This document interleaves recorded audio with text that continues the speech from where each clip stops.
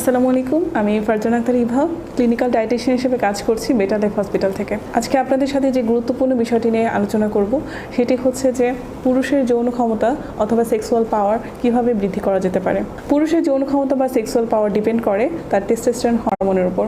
তার এই hormonal level যদি ঠিক পরিমাণে থাকে, তার সেক্সুয়াল পাওয়ারও ঠিক পরিমাণে থাকবে।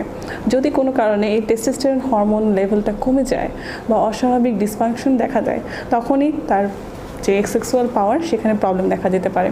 এখন আমরা জানবো যে পুরুষের টেস্টোস্টেরন হরমোন লেভেলটা কী কী কারণে কমে যেতে পারে। সাধারণত একজন পুরুষের 30 বছর বয়সের পর থেকে তার টেস্টোস্টেরন হরমোনের লেভেল কমতে শুরু করে।